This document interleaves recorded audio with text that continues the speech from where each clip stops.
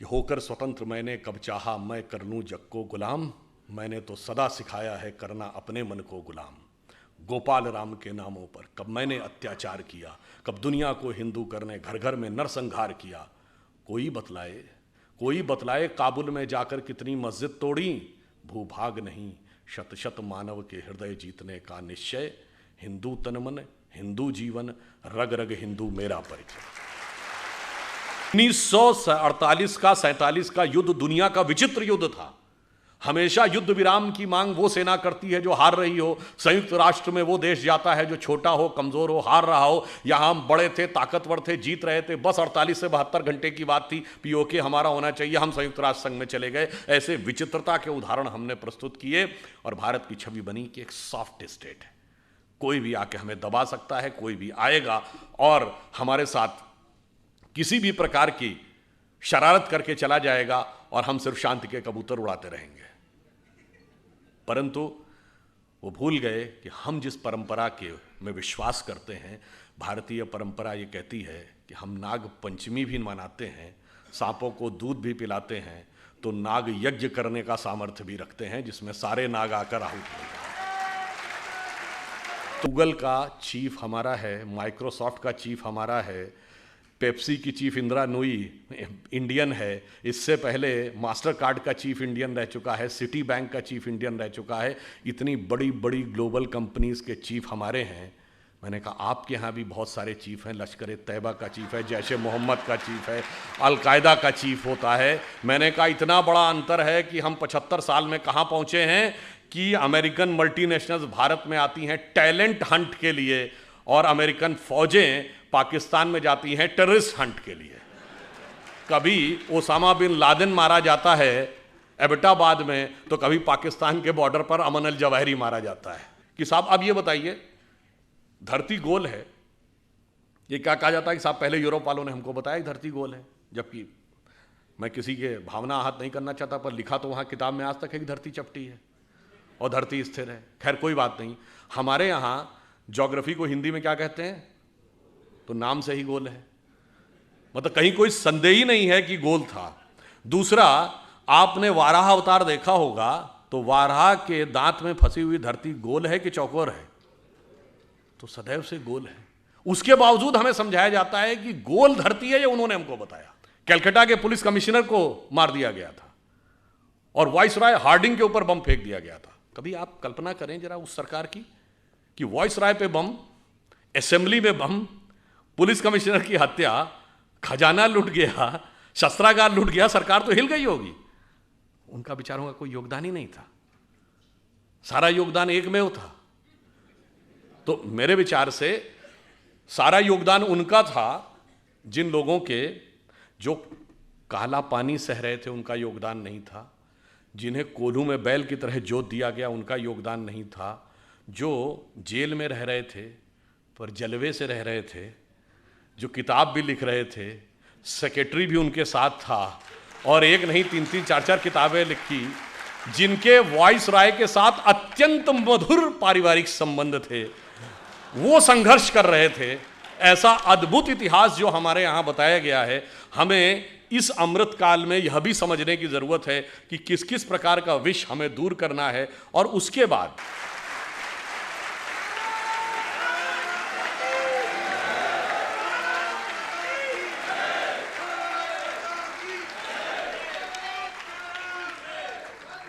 मंच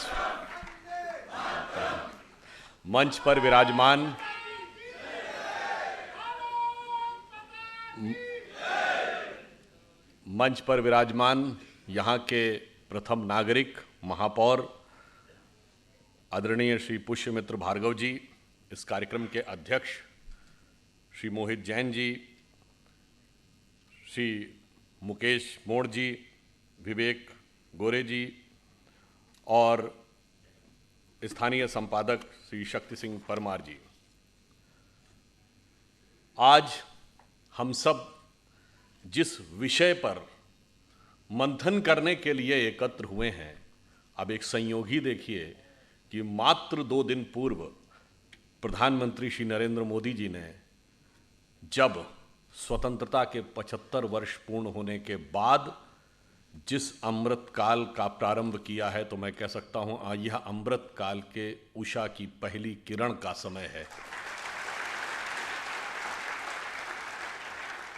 और शायद मेरा तो ये पहला ही वक्तव्य है उसके बाद, और स्थान पुण्य श्लोका देवी अहिल्याबाई होलकर जी का वह स्थान जिन्होंने भारत के विष तत्व को हटाकर अमृत तत्व को स्थापित करने के जो कार्य किए, चाहे काशी विश्वनाथ हो, अयोध्या हो, केदारनाथ हो, रामेश्वरम हो, यहां तक कि आप में से बहुत से लोगों को पता होगा कि उन्होंने पेशावर में पंच तीर्थ मंदिर का भी जीर्णोद्धार कराया था।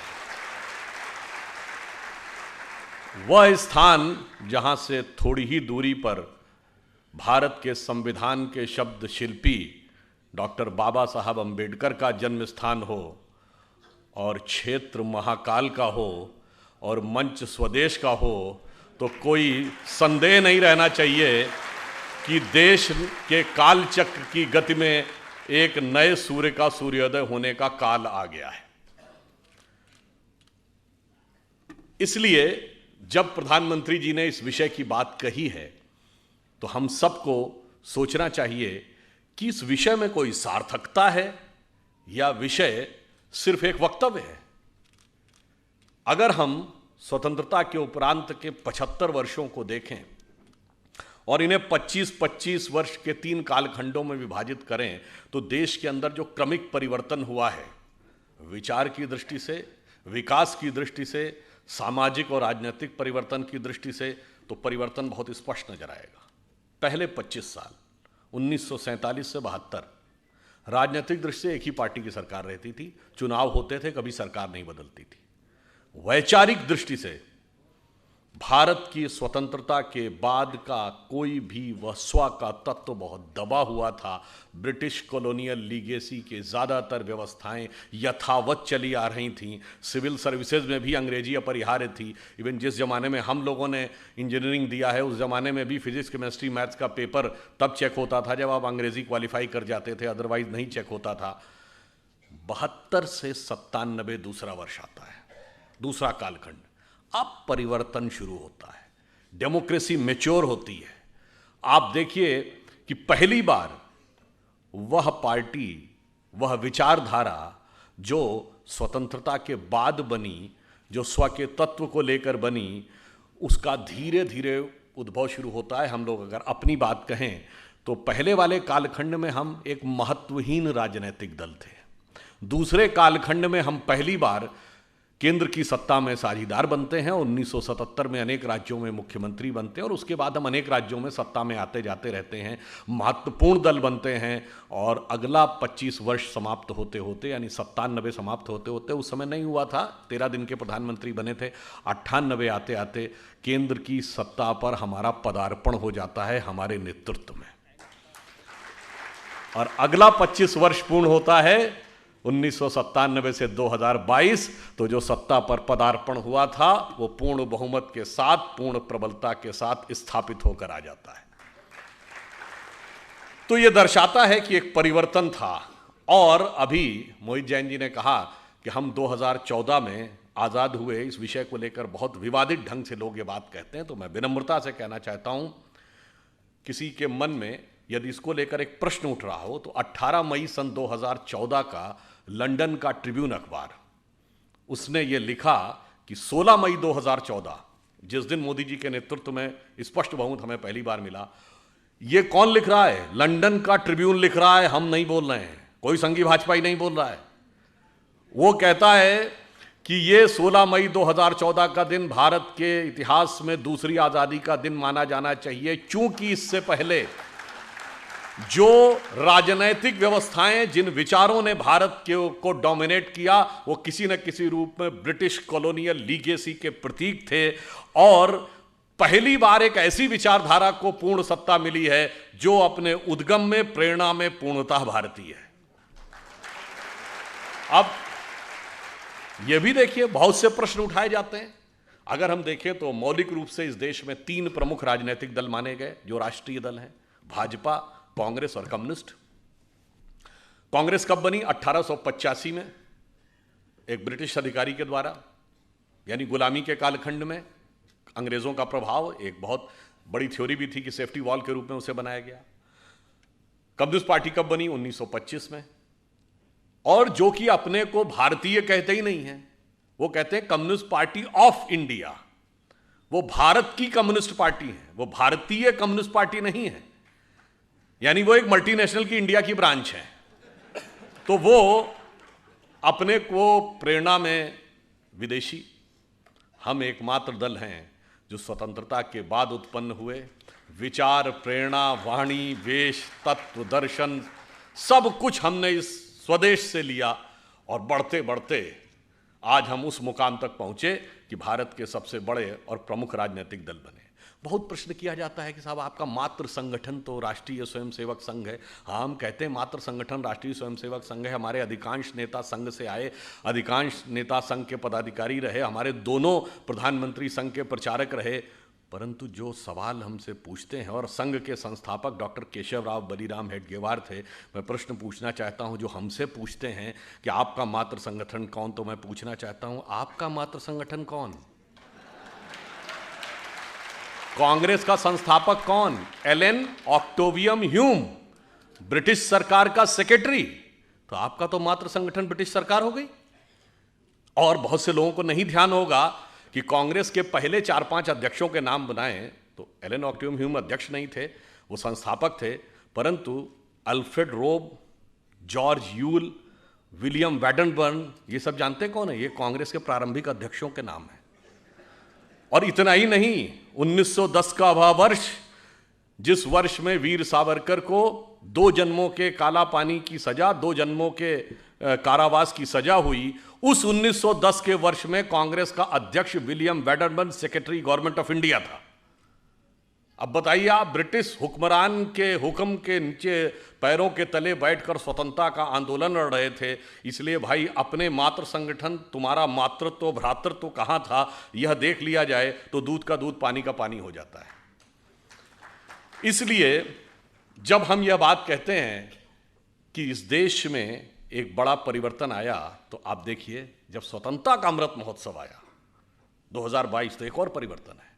इस समय भारत के सभी प्रमुख पदों पर विद्यमान लोग, राष्ट्रपति, प्रधानमंत्री, लोकसभा अध्यक्ष और राज्यसभा के उपसभापति, और चाहें गृह मंत्री, रक्षा मंत्री, सभी स्वतंत्र भारत में पैदा हुए हैं। तो यह भी एक कालचक्र के एक बड़े परिवर्तन को दर्शाता है कि अब भारत एक लंबी छलांग मारने के लिए आगे तैयार है। अब यह प्रश्न उठता है कि हम ये अगले 25 वर्ष में प्राप्त कैसे करेंगे? तो देखिए, इन 25 वर्षों में जो हमें आगे बढ़ना था, जैसा अभी पुष्यमित्र जी चर्चा कर रहे थे कि सुदर्शन जी ने कहा था कि भारत एक बड़े संक्रमण काल से गुजर रहा है, और उन्होंने कहा था वो 175 वर्ष का है, और वो ये कहा था श्री अरविंदो ने। और श्री अरविंद का भी 15 अगस्त 2022 150 वर्ष पूरे हुए थे।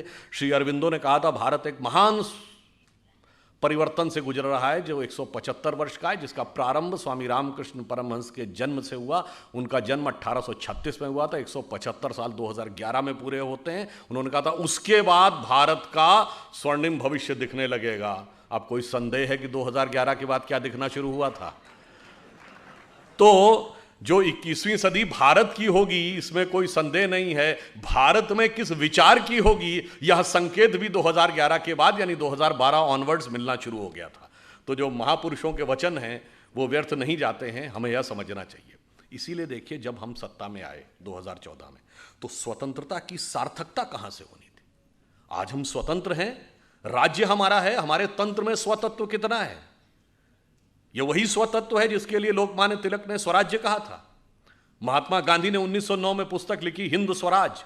उसमें उन्होंने कहा कि अगर हम ब्रिटेन से मुक्ति चाहते हैं और खुद ब्रिटेन की नकल बनना चाहते हैं तो यह स्वराज नहीं हो सकता। यह स्वराज है क्या? तो उन्होंने यह कहा, स्वराज की पहली शर्त क्या, जब तक स्वतंत्रता की सार्थकता का आभास हर गरीब व्यक्ति के हाथ में न पहुंचे, तो कहते हैं ना, उगा सूर्य कैसा कहो मुक्ति का ये उजाला करोड़ों घरों में न पहुंचा। तो 15 अगस्त 2014 को जब प्रधानमंत्री श्री नरेंद्र मोदी जी ने अपना पहला वक्तव्य दिया तो क्या कहा? जन धन योजना। ये कैसे संभव था कि भारत महान भारत बनेगा, आधे से ज्यादा लोग 60% लोगों का बैंक अकाउंट ही नहीं होगा, वो अर्थव्यवस्था के हिस्से ही नहीं होंगे। फिर उन्होंने क्या कहा, स्वच्छ भारत अभियान।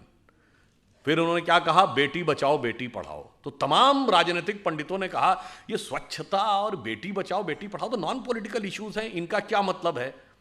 इनका मतलब जानते हैं क्या था? मतलब यह था जो परिवर्तन हुआ था 2014 में, वो सिर्फ सरकार बदलने के लिए नहीं हुआ था, वो विचार और मानसिकता को बदलने के लिए हुआ था। इसीलिए आपने देखा कि 2014 के बाद जब उन्होंने स्वच्छता की बात कही, पहली बात, ये तीनों विषय किससे संबंधित थे? ये किसी बड़े उद्योगपति या संपन्न वर्ग के लिए थे ना, तीनों गरीब के लिए थे। जनधन योजना यानी अकाउंट गरीब के लिए था, स्वच्छता का सबसे अधिक कुप्रभाव पड़ता था तो गरीब पे पड़ता था, और बेटी बचाओ का जो भी समस्या थी वो निर्धन वर्ग या निम्न मध्यम वर्ग या मध्यम वर्ग तक थी। तो आप देखिए परिवर्तन इतना आया कि 2014 से पहले जितनी आसानी से किसी के हाथ में कोई रैपर हो, कोई गुटखे का टुकड़ा हो, कुछ हो, बड़ी आसानी से लोग सड़क पे फेंक दिया करते थे। अब 8 साल में हमने देखा कि हमारे विचार में, सोच में बदलाव आया। अब कोई ऐसे नहीं फेंकता, हम देखते हैं कि कहाँ पर जाके कूड़ादान है वहाँ डालते हैं। बेटी बचाओ बेटी पढ़ाओ कहा गया तो कितना बड़ा परिवर्तन आया कि जो लिंग अनुपात था नवजात शिशुओं का, उसमें 29 पॉइंट की बढ़ोतरी हुई। और वह राज्य जो हरियाणा, राजस्थान जैसे राज्य जहां सबसे खराब स्थिति थी, वहां स्थिति अब बहुत बेहतर हो गई। ये एक सोच में परिवर्तन आया। 46 करोड़ लोग फाइनेंशियल इंक्लूजन से जुड़े, जो विश्व का सबसे बड़ा फाइनेंशियल इंक्लूजन था। अगली जरूरत क्या होती है गरीब की? बीमारी। घबराता है कि अगर कभी बीमारी आ गई तो हजारों रुपए का खर्चा कहां से आएगा, तो आयुष्मान भारत योजना आई। अगली जरूरत क्या होती है? शिक्षा। तो इसलिए सर्व शिक्षा अभियान आया। फिर सोच में बदलाव आया। पहले की सरकारें सोचती थी इस वर्ग को देना है, उस वर्ग को देना है। हमने कहा जी सबको देना है। इसलिए हर गांव में बिजली, हर घर में नल का प्रक्रम चल रहा है, हर गांव में सड़क पहुंचाने का काम किया। और मैं यह भी कहना चाहता हूं, धारणा यदि प्रचलित यह भी हो कि कोई हमें वोट दे रहा है या नहीं दे रहा, इसके बावजूद हमने दिया।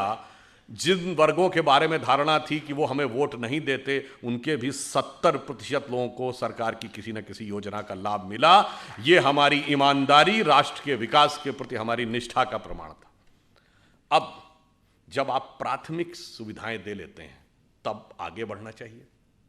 आज के युग में अगर किसी को आगे बढ़ना है तो अगली रिक्वायरमेंट क्या है? सड़क, बिजली।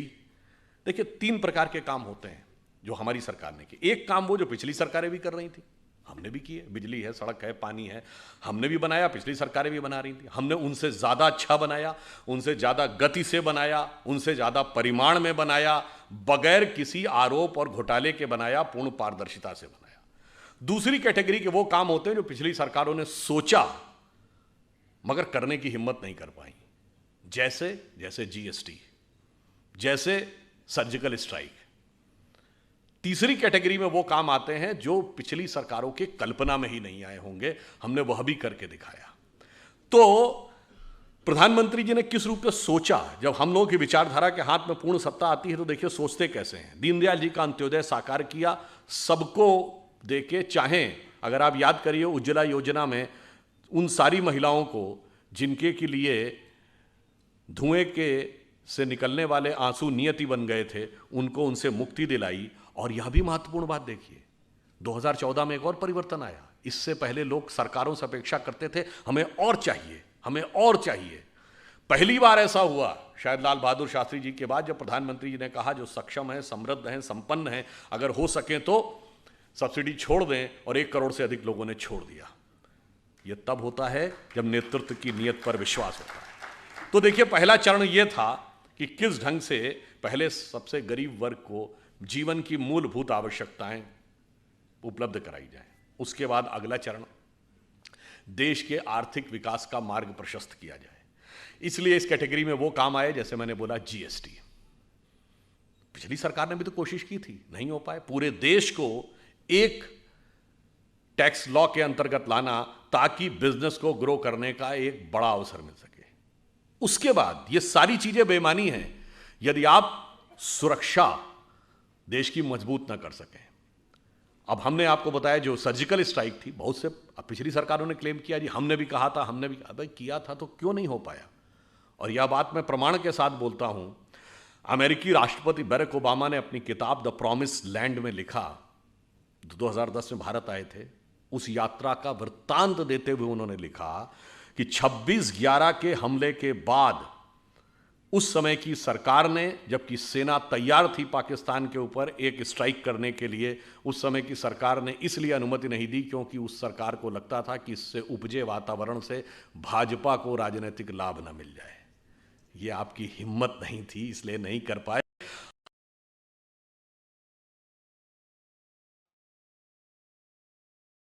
ये मानते हैं कि, पर यहां एक विचित्र कॉन्फ्लिक्ट था। पूरी दुनिया में ऐसा कॉन्फ्लिक्ट आपने नहीं देखा होगा कि पड़ोसी के मुकाबले हम बड़े भी थे, हम ताकतवर भी थे, पर हम पिछले 65-66 सालों से, अटल जी के दौर के 6 साल छोड़ दें तो हम दुनिया में कहते थे कि वो हमें सता रहा है। 1948 का 47 का युद्ध दुनिया का विचित्र युद्ध था। हमेशा युद्ध विराम की मांग वो सेना करती है जो हार रही हो, संयुक्त राष्ट्र में वो देश जाता है जो छोटा हो, कमजोर हो, हार रहा हो। यहां हम बड़े थे, ताकतवर थे, जीत रहे थे, बस 48 से 72 घंटे की बात थी, पीओके हमारा होना चाहिए, हम संयुक्त राष्ट्र संघ में चले गए। ऐसे विचित्रता के उदाहरण हमने प्रस्तुत किए और भारत की छवि बनी कि एक सॉफ्ट स्टेट है, कोई भी आके हमें दबा सकता है, कोई भी आएगा और हमारे साथ किसी भी प्रकार की शरारत करके चला जाएगा और हम सिर्फ शांति के कबूतर उड़ाते रहेंगे। परंतु वो भूल गए कि हम जिस परंपरा के में विश्वास करते हैं, भारतीय परंपरा ये कहती है कि हम नाग पंचमी भी मनाते हैं, सांपों को दूध भी पिलाते हैं, तो नाग यज्ञ करने का सामर्थ्य भी रखते हैं जिसमें सारे नाग आकर आहुति देंगे। तो हमने यह प्रेरणा ली कि कश्मीर घाटी को लहू लुहान करने वालों सुनो, एक भी बलिदान हुआ जवान नहीं भूले हैं, और दूध भी पिलाते हैं परंपरा हमारी मित्र, किंतु नाग यज्ञ का विधान नहीं भूले। और आपने देखा कि पहली बार भारत ने इन 8 वर्षों में, अब now the era of India जो सॉफ्ट स्टेट इज ओवर, अब वो दिन चले गए। मतलब जैसे मैं तो लखनऊ का रहने वाला हूं, हमारे यहाँ कहावत होती है, अमा मियाँ वो दिन लद गए जब उस साल लल्लू खा फाकते उड़ाया करते थे। तो वो कबूतर उड़ने के दिन लद गए और अब वो समय आ गया जब हम प्रबलता प्रखरता के साथ अपनी बात कहते हैं। और समय में कितना बदलाव आया। ये 8 वर्ष, 75 वर्ष के पहले 8 वर्ष हैं जब हमने पाकिस्तान से कोई ऑफिशियल बायलैटरल डायलॉग, औपचारिक द्विपक्षीय वार्ता नहीं की। और इसके बावजूद क्या हुआ, ये पहला मौका है। आप याद करिए, एक दौर था 1990 में, उस समय बेनज़ीर भुट्टो ने पाकिस्तान के नेशनल असेंबली में बोला था, जगमोहन जी गवर्नर थे उनके लिए, कि ये जगमोहन को हटाओ नहीं तो इसको भगमोहन बना देंगे। और हमारी सरकार ने हटा लिया था। और एक ये दौर था जब पाकिस्तान के नेशनल असेंबली में खड़े होकर इमरान खान ने कहा कि जो कुछ इन्होंने बालाकोट में किया उससे ज़्यादा खौफनाक कुछ करने जा रहे हैं। याद करिए कि पाकिस्तान के फॉरेन मिनिस्टर शाह महमूद कुरैशी का बयान नेशनल असेंबली में, आप सबको वो वीडियो क्लिपिंग याद होगी। उन्होंने कहा कि साहब हमारे पास आर्मी चीफ आए, उनके पैर कांप रहे थे, उन्होंने कहा खुदा का वास्ता है कि अभिनंदन को वापस कर दीजिए शाम तक, वरना 9 बजे के बाद हिंदुस्तान अटैक कर देगा। ये तो 1971 में कभी नहीं हुआ कि फॉरेन मिनिस्टर और आर्मी चीफ ये कहे कि उसके पैर कांप रहे थे, वो भी पाकिस्तान की नेशनल असेंबली में। उनका दिया बयान है, किसी पत्रकार का बयान नहीं है। यह परिवर्तन आया। फिर कुछ काम ऐसे जो इस अमृत काल को आगे वास्तविकता में चरितार्थ करेंगे, जो किसी ने सोचा नहीं। जैसे अगर भारत को इलेक्ट्रिसिटी चाहिए, विकसित देश बनना है, तो पावर रिक्वायरमेंट है इंफ्रास्ट्रक्चर के बाद। अब पावर में हमारा 44% पावर कोल से आता है।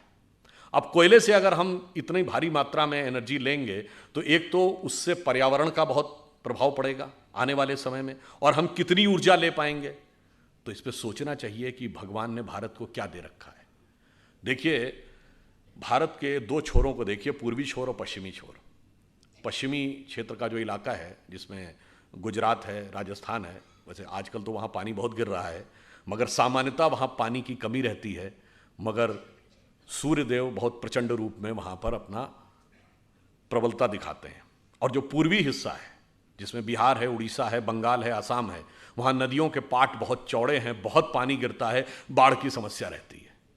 अब देखिए, उन्होंने सोचा कि इसको हम कैसे भारत की सामर्थ्य के लिए प्रयोग कर सकते हैं। तो जो पूर्वी हिस्सा था, वहाँ पे क्यों ना ड्रेजिंग करके उसमें गहराई करके इनलैंड वाटरवेज कम्युनिकेशन की शुरुआत की जाए, और जब जल मार्ग से परिवहन होता है तो सड़क और रेल मार्ग के मुकाबले 1/10 कॉस्ट आती है और 1/10 पोल्यूशन होता है। और आपने देखा कि 2019 में हल्दिया से लेके और वाराणसी तक पहली बार इनलैंड वाटरवेज के द्वारा ट्रांसपोर्टेशन शुरू हुआ।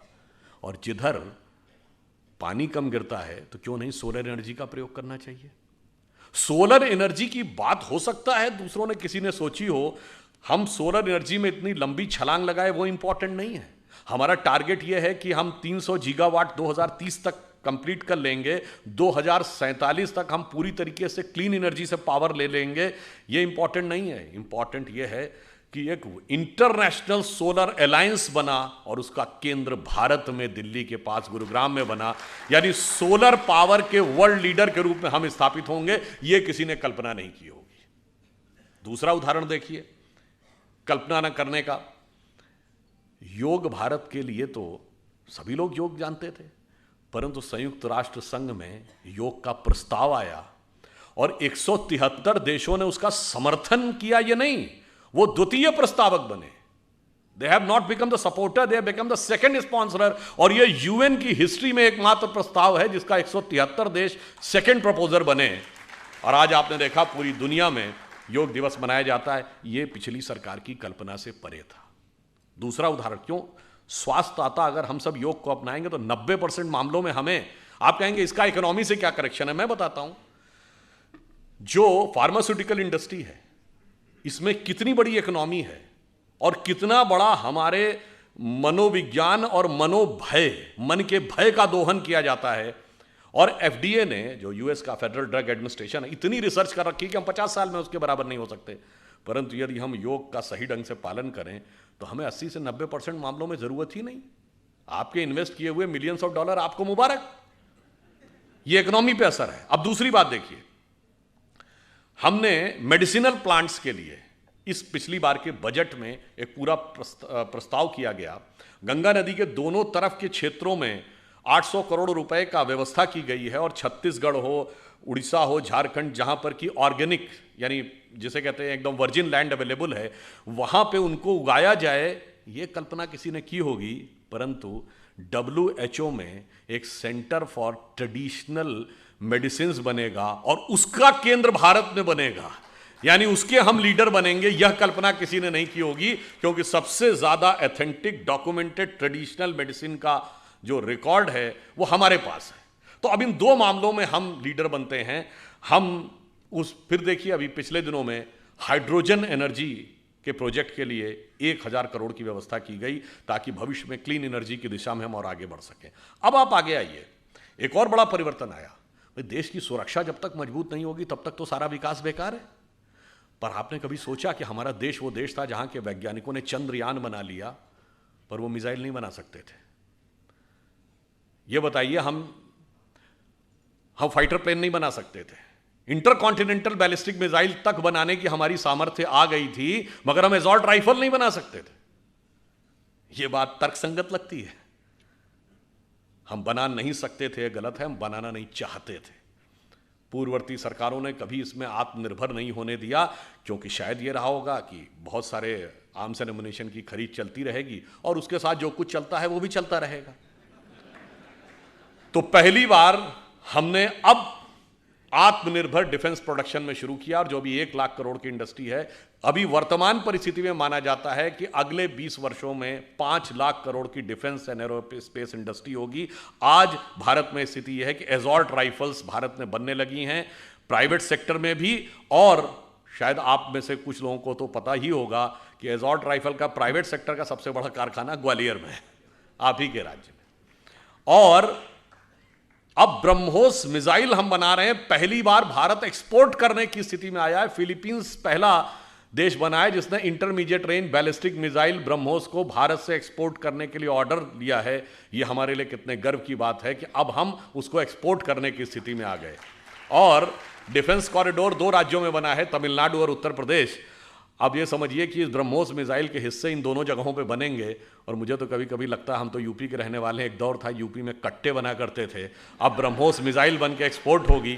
उसके बाद भी किसी को नज़र आए कि वक्त और हालात बदले नहीं हैं, तो मेरे विचार से नज़ारे का नहीं, नज़र का दोष है। अब आप देखिए, इसके बाद आप याद करिए 2019 के लोकसभा चुनाव के दौरान एक बार फिर मैसेज आया था कि प्रधानमंत्री जी राष्ट्र के नाम संदेश देने वाले हैं। लोग सोच रहे थे पता नहीं अब कौन सा नोट बंद होने वाला है। पर आप में से बहुतों को ध्यान है कि वो संदेश क्या दिया था। उन्होंने ये बताया था कि लो ऑर्बिट में मूव करने वाले किसी भी ऑब्जेक्ट को पूरी सटीकता के साथ डिस्ट्रॉय करने की कैपेसिटी भारत ने प्राप्त कर ली है अंतरिक्ष में, और यह कैपेसिटी प्राप्त करने वाला भारत सिर्फ चौथा देश है। न्यूक्लियर सबमरीन हमने इस समय में बनाई, वह कैपेबिलिटी हमने प्राप्त की, यानी देश की सुरक्षा को पूरी तरीके से मनोवैज्ञानिक दृष्टि से भी सुदृढ़ करना, यानी सेना को पूर्ण अधिकार कि जो करना हो करो। हमने बालाकोट भी करके दिखाया और हमने सर्जिकल स्ट्राइक भी करके दिखाई, और उत्पादन में भी हम आत्मनिर्भर होंगे। आप में से बहुतों को शायद पता हो 400 ऐसे डिफेंस के उपकरण हैं जिनका की इंपोर्ट सरकार ने बैन कर दिया है कि अब ये भारत में ही बनाने पड़ेंगे, और इससे हजारों करोड़ रुपए का हमारा फॉरेन एक्सचेंज रिजर्व भी बचता है। तो इसलिए आप ये समझिए कि एक गरीब को शक्तिशाली बनाने से लेकर राष्ट्र को शक्तिशाली बनाने तक की एक पूरी प्रक्रिया है। और ये ऐसे ही नहीं है। जब हम ये कह रहे हैं कि 25 वर्ष पूरे होंगे तो हम कहाँ पे पहुँचे होंगे। एक OECD कंट्रीज़ का आप में से नाम सुना हो, organisation of economic cooperation and development. इसमें शायद अब पहले 40 थे, अब 50 के आसपास कंट्री हैं। उसकी रिपोर्ट ये कहती है कि 2048 तक परचेज पावर कैपेसिटी, जो पेइंग पावर कैपेसिटी होती अपने डोमेस्टिक मार्केट में, उसके हिसाब से भारत अमेरिका से बड़ी अर्थव्यवस्था हो जाएगा। पेइंग पावर के पैरिटी ये होती है कि जैसे अब ये बोतल है, ये आपको 10 रुपए की मिलती है। अब वो डॉलर के हिसाब से तो कितने की हुई, 12 सेंट की हुई ना। अमेरिका में 12 सेंट की नहीं मिलती है, वहाँ $1 की मिलती है। तो यहाँ ये बोतल 80 रुपए की नहीं मिलती है। तो उसे कहते हैं पेइंग पावर पैरिटी। तो मतलब हर चीज को आप डॉलर से कन्वर्ट करके नहीं देखते हैं, आप देखते हैं कि उस देश में क्या मिलता है। जैसे यहां किसी कोई 80 रुपए में ठीक ठाक नाश्ता करके आ सकता है, पर अमेरिका में $1 में कोई ठीक ठाक नाश्ता नहीं कर सकता। वहां $4 से $5 चाहिए नाश्ता करने के लिए। तो पेइंग पावर पैरिटी में तो हम आगे हो जाएंगे। अरे ये तो OECD का अनुमान है, आप चिंता मत करिए। अगर इसी दिशा में हम सही रूप में चलते रहे और देश की जनता इसी प्रकार से साथ में रही, तो समझिए कि हम सोने की चिड़िया भी बनेंगे और जगत गुरु भी बनेंगे। मगर उसके लिए किस चीज की आवश्यकता होगी? लक्ष्मी जी और सरस्वती जी दोनों की कृपा। लक्ष्मी जी भी कमल पे विराजती हैं और सरस्वती जी भी कमल पे विराजती हैं। तो जब तक कमल खिला रहेगा तो ये OECD के सारे अनुमानों को फेल करते हुए हम सबसे बड़ी अर्थव्यवस्था हर दृष्टि से हो जाएंगे, सिर्फ पेइंग पावर पैरिटी के हिसाब से नहीं होंगे। ये मैंने आपको इसलिए बताया कि हम आगे, और हम देखिए सबसे पहले आके डिजिटल इंडिया की जो शुरुआत हुई, ये डिजिटल टेक्नोलॉजी कहां तक अगले 25 साल में जा सकती है हमने कल्पना नहीं की है। जैसे मैं उदाहरण देना चाहता हूं, आज से 25 साल पहले चले जाइए, 1996 में, 26 साल पहले। आप में से बहुत लोगों को याद होगा, पहली बार ऐसा हुआ कि कंप्यूटर ने शतरंज की बाजी खेली गैरी कास्पारोव के साथ। IBM के कंप्यूटर डीप ब्लू 1996 में। वो एक शुरुआत थी डिजिटल एरा की, कि मतलब एक आर्टिफिशियल इंटेलिजेंस की एक फर्स्ट इनिशियल स्टेज थी। तब किसी ने नहीं कल्पना की होगी कि 26 साल के अंदर ऐसी ऐसी स्थिति आ जाएगी कि हम सबके हाथ में मोबाइल होंगे। मुझे याद है मैं पहली बार अमेरिका गया सन 2000 में, तब हमारी उम्र बहुत कम थी। तो उस समय ये जो नेविगेशन सिस्टम है ना, जो अब गूगल मैप हर फोन पे है, नेविगेशन सिस्टम जिन गाड़ियों में लगा होता, पता उसकी कॉस्ट क्या थी? $4,500, और डॉलर 50-55 रुपए का था, यानी 2.5 लाख रुपए का वो नेविगेशन सिस्टम होता था। और जिन गाड़ियों में लगा होता था बहुत बड़े बड़े लोग ही लगवा पाते थे।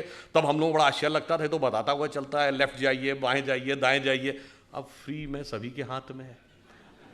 इसलिए मैं कह रहा हूं कितनी दूर तक अगले 25 साल में जा सकता है, पूरा एक विजन होना चाहिए। इसलिए डिजिटल इंडिया हो, या इंटरनेट के कनेक्शंस में बढ़ोतरी हो, या ब्रॉडबैंड के कनेक्शन जो 6 करोड़ थे अब 80 करोड़ हो गए, ये सब इसलिए जरूरी था। या डिजिटल पेमेंट में हम सबसे आगे आते जा रहे हैं कि अगले 25 साल में हम टेक्नोलॉजी में कहां तक पहुंचेंगे, इस बारे में हमें समझने की जरूरत है।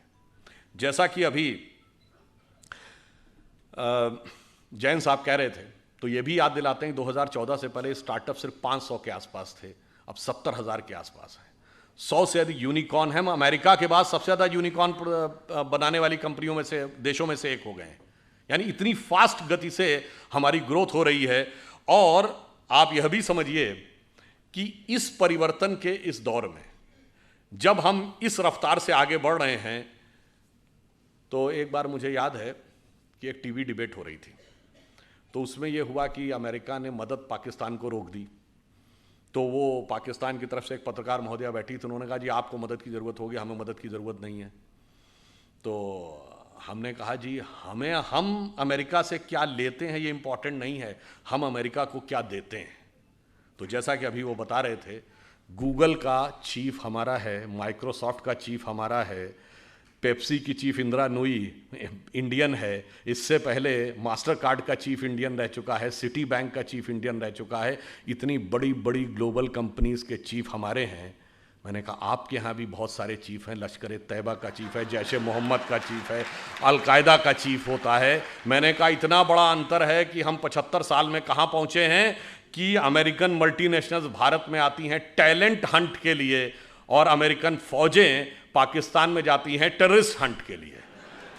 कभी ओसामा बिन लादेन मारा जाता है एबटाबाद में, तो कभी पाकिस्तान के बॉर्डर पर अमन अल जवाहिरी मारा जाता है। और इतना ही नहीं, हम अमेरिका को सिर्फ इतना ही नहीं देते हैं। जैसा कि अभी मोहित जी कह रहे थे कि भाई मैं तो बिजनेस का व्यक्ति हूं, तो समाज, राजनीति, आध्यात्म, इस विषय पर तो मैं नहीं बोलूंगा। मैं तो बताता हूं कि बिजनेस और आध्यात्म का भी हमारे यहाँ कैसा कनेक्शन है। हम सब व्हाट्सएप यूज करते हैं, फेसबुक यूज करते हैं, तो उसका ओनर कौन है? Mark Zuckerberg. जो लोग आईफोन यूज करते होंगे पता होगा कि एप्पल का फाउंडर कौन था? Steve jobs. अब ये मार्क जुकरबर्ग ने खुद कहा कि एप्पल के फाउंडर स्टीव जॉब्स ने उनसे कहा था कि अगर जिंदगी में कभी इतना बुरा वक्त आ जाए कि तुम्हें लगे कि तुम्हारा कॉन्फिडेंस ही खत्म हो गया है, पूरी तरीके से हताश हो गए हो, तो ऐसा करना, भारत में जाना, वहां नैनीताल जिले में कैची में नीम करोरी बाबा का एक आश्रम है, वहां जाके तुम्हें एक नई ऊर्जा मिलेगी। और मार्क जुकरबर्ग ने कहा कि मैं आया, वो दौर जब आया और मुझे एक नया कॉन्फिडेंस मिला और जाके फिर मैंने नए सिरे से यह रचना प्रारंभ की। तो हम बिजनेस के साथ साथ हम यह भी देते हैं, तभी हमने कहा कि हम सोने की चिड़िया के साथ साथ जगत गुरु भी बनेंगे, यही हमारा भवितव्य है। परंतु इस अमृत काल से पहले हमें यह भी समझना होगा कि अमृत तो बाद में आता है, सागर मंथन में विष पहले आता है। बहुत सारा विष हमारे दिमागों में भरा हुआ है। जो अभी उल्लेख किया गया कि प्रधानमंत्री जी ने 5 प्रण कहे, तो पहला प्रण क्या था? कि हमें विकसित राष्ट्र बनना। अब छोटी मोटी बात नहीं सोचनी, जिसके विषय मैंने बताया। दूसरा प्रण क्या था? गुलामी की हर चीज को छोड़ना है। और यह बात उन्होंने ऐसे ही नहीं कही। नॉर्मली सरकारें आती हैं, वो कहती हैं हमने इतने नए नियम और बना दिए। हमारी सरकार ने पिछले 8 साल में 1500 से लेकर 1800 पुराने नियम समाप्त कर दिए, जिनकी कोई जरूरत नहीं थी। और कैसे कैसे नियम? एक बार अमित शाह जी ने मुझे बताया कि जब वो गुजरात के गृह मंत्री थे, तो 1965 के युद्ध के समय क्या होता था कि पाकिस्तान अपनी तरफ से गुब्बारों के द्वारा कुछ पैम्फलेट्स भारतीय क्षेत्र में छोड़ देता था।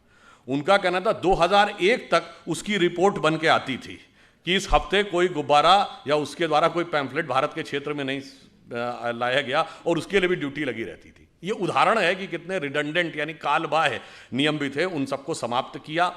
उसके बाद आगे बढ़े तो जो पुरानी चीजें हैं रिडंडेंट हो गई हैं, उनको समाप्त करने की भी जरूरत थी। पर हमारे मन में विष कैसे भरा रहता है, मैं आपको एक उदाहरण देना चाहता हूं आप ही के क्षेत्र से। यहां अहिल्याबाई होलकर जी का पुण्य स्थान है।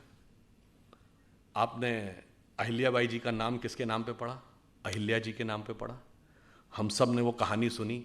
गौतम ऋषि की पत्नी अहिल्या थी, इंद्र ने आकर संपर्क स्थापित कर लिया, इसलिए वो पत्थर बन गई। फिर भगवान राम के द्वारा उनकी मुक्ति हुई। कितना गलत है, महिलाओं के साथ कितना अत्याचार होता था, यही दिमाग में भरा हुआ है ना। पर आप में से किसी ने कभी ध्यान दिया कि अहिल्या शब्द और गौतम शब्द और राम शब्द का अर्थ क्या है? अहिल्या का अर्थ होता है जिसे हिलाया ना जा सके। देखिए, ये सब हमारे अंदर की चेतना के द्वंद्व का प्रकटीकरण है। क्योंकि जब भगवान जन्म लेते हैं तो केवल एक सामान्य, उसी लिए लीला क्यों कहते हैं, वो एक एक जून के जीवन की घटना हमारे अंदर की चेतना का एक प्रकटीकरण है। मन की वह अवस्था जिसे विचलित नहीं किया जा सके, जिसे जरा भी हिलाया ना जा सके, वह है अहिल्या। जब मन उस अवस्था में पहुंचता है। अहिल्या किसकी पत्नी है? गौतम ऋषि की। तम शब्द का अर्थ क्या है? अंधकार। गौ का अर्थ होता है जाना। जब आप अंधकार के परे चले जाते हैं और ज्ञान के प्रकाश का साक्षात्कार करते हैं, तब चेतना उस अवस्था में पहुंचती है जिसे विचलित नहीं किया जा सकता। यह गौतम और अहिल्या के पति पत्नी होने का अर्थ है। और इसमें एक और बात है, आपको नहीं पता होगा, यह अंग्रेजी का जो गो शब्द है ना, जिसका मतलब है जाना, वो संस्कृत के गो से निकला है। यही गो शब्द का अर्थ है जाना। गौतम का यही अर्थ है, तम के परे जाना। 10 बार आया है रामचरितमानस में, गो गोचर लग जा मन जाई तो जानो माया भरमाई। मगर हमारे दिमाग में भरा है कि गो अंग्रेजी का शब्द है।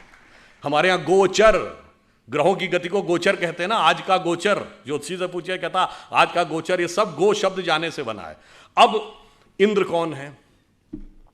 इंद्र शब्द का अर्थ जानते क्या है? बहुत बार हम लोगों ने सुना, खूब हमारे यहाँ कहानियों में है कि जैसे ही कोई एक ऋषि तपस्या करने लगा तो इंद्र ने जो है अपना अप्सराएं भेजकर उसकी तपस्या भंग करने का प्रयास किया, क्योंकि इंद्र का आसन डोलने लगा। इसका क्या अर्थ है? इंद्र शब्द का अर्थ जानते क्या है? आपने ईंधन वर्ड सुना है? फ्यूल के लिए यूज होता है, सोर्स ऑफ एनर्जी। ये ईंधन शब्द इंद्रन शब्द का अपभ्रंश है। इंद्रिय शब्द इंद्र से निकला है। हमारी सारी सांसारिक इंद्रियों की जो सोर्स एनर्जी है, दैट इज इंद्र। और जब कोई तपस्या करता है तो इसका अर्थ क्या हुआ? वो इंद्रियों को कंट्रोल करने की कोशिश करता है, तो इंद्र का आसन डोलता है, यानी इंद्रियों की सत्ता कमजोर पड़ती है। तो बाय लॉ ऑफ इनर्शिया इंद्रियां सबसे ज्यादा तेजी से उसके ऊपर इनर्शिया बैक फोर्स मारती हैं। और वो सबसे ज्यादा किस पे मारेंगी? मानसिक रूप से मानेंगे, क्यों? मन सबसे प्रबल इंद्रिय है। इसीलिए कभी आपने ध्यान ही नहीं दिया होगा कि अप्सराओं के नाम क्या? मेनका, जहां पर मन एकाग्र हो, उर्वशी, हृदय को वश में करने वाली। ये सब प्रवृत्तियां हैं जो जाकर हमारे मन पर अटैक करती हैं। तो जैसे ही इंद्रियों की शक्ति, जब आप अंधकार के परे चले गए और उसे विचलित नहीं किया जा सकता था, यदि इंद्रियों की शक्ति के प्रभाव में आ गए तो क्या हुआ? पत्थर का क्या हुआ? चेतना शक्ति का लोप हो गया। आप पदार्थ यानी सांसारिक शक्ति के रूप में रह गए। जो आध्यात्मिक चेतना थी वो चली गई। अब आध्यात्मिक चेतना दोबारा कब मिलेगी? राम शब्द का अर्थ जानते क्या होता है? हिंदी या संस्कृत में शब्द है, रम धातु से बना है, जिसका अर्थ होता है रमना। रमनते इतराम, रमणीक स्थान, रमता जोगी। यानी किसी भी चीज जिस चीज में सेटल्ड होती है उसको रमना कहते हैं। इसीलिए राम शब्द का तात्विक अर्थ है रमनते इतरामा, अर्थात वह तत्व जिसमें सारा संसार सेटल्ड है। फिर यानी वही divine element which beholds the entire universe, फिर जब उसके साथ दोबारा संपर्क होगा, that conscious energy will revive और वर्ल्ड एनर्जी विल डिसअपियर। मगर हमारे दिमाग को क्यों, अब ये क्यों, किन्हों ने पढ़ाया गया जानते हैं क्यों? 1854 में कॉल मार्क्स ने एक आर्टिकल लिखा था शिकागो हेराल्ड ट्रिब्यून में कि हिंदू जाति चाहे जितनी भी समृद्ध हो, पर वो नंदी, बैल, बंदर, हनुमान और हाथी गणेश को पूजने वाले इसी लायक थे कि उनके ऊपर हुकूमत की जाए, क्योंकि वो मूर्ख थे। मान्यवर, हम मूर्ख नहीं थे, इतना समझने लायक बुद्धि आपके पास नहीं थी, क्योंकि आपने ना कभी भारत में आए, ना आपने भारतीय संस्कृति पढ़ी, ना आपने संस्कृत पढ़ा, और आपने कुछ नहीं पढ़ा, और उसके बावजूद बैठे बैठे व्याख्या दे दी। और मैं पुनः यह बात चुनौती से कहता हूं, किसी मार्क्सवादी ने वैदिक संस्कृत पढ़ी ही नहीं। जैसे कोई आईआईटी या इंजीनियरिंग कॉलेज में जाकर बीटेक करे नहीं और इंजीनियरिंग पे भाषण देने लगे, उसी प्रकार कोई मार्क्सवादी बताए उसने किस वैदिक गुरुकुल में जाकर वैदिक संस्कृत पढ़ी है और फिर वेदों पे कमेंट्री की है, अंग्रेजी में पढ़ के वेदों पे कमेंट्री की है। ऐसे महान महान लोग हैं। और वो मैं उदाहरण बताना चाहता हूं, जब राम जन्मभूमि का मुकदमा चल रहा था, ये सुप्रीम कोर्ट की नहीं, जब Lucknow bench of Allahabad high court में चल रहा था, तो दोनों पक्षों से कहा गया कि आप अपने अपने इतिहासकार ला सकते हैं। तो हमारी तरफ से जो इतिहासकार थे उसमें देवेंद्र स्वरूप जी थे, एसपी गुप्ता थे, ग्रोवर साहब थे, डॉक्टर हर्ष नारायण थे। उधर से ऑब्वियस कौन थे? सूरज भान थे, आर.एस. शर्मा थे, रोमिला थापर थी, यही सब लोग जिनको डी.एन. झा वगैरह, ये लोग स्वयं नहीं अपीयर होते थे, अपने प्रतिनिधियों के थ्रू होते थे। अब भाई देखिए, कोर्ट में तो राजनीति नहीं चलेगी। कोर्ट ने पूछा कि आप राम मंदिर के मुद्दे के ऊपर आए हैं, तो आप पहले ये बताइए कि आपका हिस्ट्री में विषय क्या है, एंशिएंट इंडिया विषय है क्या? तो उसमें से ज़्यादातर लोन लिख के दीजिए एंशिएंट इंडिया हमारा विषय नहीं है। अब वहाँ खुदाई का विषय था, तो आपको पता होगा हिस्ट्री में 2 ब्रांच होती ना, आर्कियोलॉजी एंड कल्चर। तो आर्कियोलॉजी खुदाई से डील करती है। उनसे पूछा गया आर्कियोलॉजी के एक्सपर्ट हैं? नहीं जी, हम उसके एक्सपर्ट भी नहीं, हमें आर्कियोलॉजी नहीं आती, यानी खुदाई वाला विषय हमें नहीं पता। चलिए, तो कल्चर का पता होगा। अब कल्चर तो किसी लैंग्वेज में लिखा रहता है, सारे डॉक्यूमेंट्स 2 ही भाषाओं में थे, संस्कृत और फारसी। और मजे की बात है, सबने ये लिख के दिया है कि फारसी नहीं, उन्हें संस्कृत भी नहीं आती है। यानी ना खुदाई जानते थे, ना लिखाई जानते थे, और दावा ये सारी खुदाई जानते थे। वो आके हमको समझाते थे। जबकि हमारी तरफ से लोग ऐसे थे जो संस्कृत भी जानते थे, फारसी भी जानते थे। डॉक्टर हर्षनारायण श्रीवास्तव को मैं व्यक्तिगत रूप से जानता हूं, वो जितने बड़े संस्कृत के विद्वान थे उतने बड़े फारसी के विद्वान थे। इसलिए जब बाबरी मस्जिद वाले कोई डॉक्यूमेंट देते थे फारसी का और उसका ट्रांसलेशन करके देते थे, तो डॉक्टर हर्षनारायण को दिया जाता था टू वेट दैट ट्रांसलेशन, कि भाई जो ये ट्रांसलेशन है ये यही है या इसमें कोई एक आध नुक्ते का हेर फेर है। इससे आप समझिए कि किस प्रकार की चीजें हमारे दिमागों में भरी गई और हमारा दिमाग किस तरीके से उन सारी चीज़ों से इफेक्ट हो गया, और किन लोगों ने भरी जिनको उसका कुछ भी ABCD नहीं आती थी। वैसे ऑन द लाइटर नोट में कहूँ, जब ये देवी अहिल्या जी वाला उल्लेख आता है तो तुलसीदास जी का जो पूरा साहित्य है ना, वो पूरा एक गंभीर राम भक्त साहित्य माना जाता है। पर एक ही आध जगह तुलसीदास जी ने हास्य रस का भी उल्लेख किया है। कवितावली में वो लिखते हैं कि जब भगवान राम चित्रकूट पहुँचते हैं तो वहाँ के जब साधु सन्यासियों को पता चलता है कि भगवान राम आए हैं, तो वो बेचारे वर्षों बरस से व्रत कर रहे थे, तपस्या कर रहे थे, तो उनको लगा कि इनके पैर के स्पर्श होने से कोई पत्थर की शिला स्त्री बन जाती है। तो सब एक एक शिला लेके आ गए कि शायद ये एक सुंदर स्त्री बन जाए तो मेरा भी जीवन जो कष्ट का है कोई मुझे भी अच्छे ढंग से हमारा सहयोग करने के लिए मिल जाए। तो उसको उन्होंने लिखा है कि विंध्य के वासी उदासी तपोव्रत धारी महाबिनु नारी दुखारे, और गौतम तीय तरी तुलसी सो कथा सुनिबे मुनि वृंद पखारे, होए हैं शिला सब चंद्रमुखी परसे पद मंजुल कंज तिहारे, और कीन भली रघुनायक जीव करुणा करी कानन को पगधारे। तो मतलब उन्होंने हास्य का भी प्रयोग किया। ये तो एक चीज हुई। अब दूसरी बात आई है, जिस जमाने में देवी अहिल्याबाई होलकर यहां पे रूल कर रही थी, 18th सेंचुरी, आपको पता है उस समय यूरोप में क्या था? 1542 से वहां पर विचक्राफ्ट एक्ट था। विचक्राफ्ट एक्ट का मतलब होता किसी भी महिला को चुड़ैल घोषित करके जला दिया जाता था।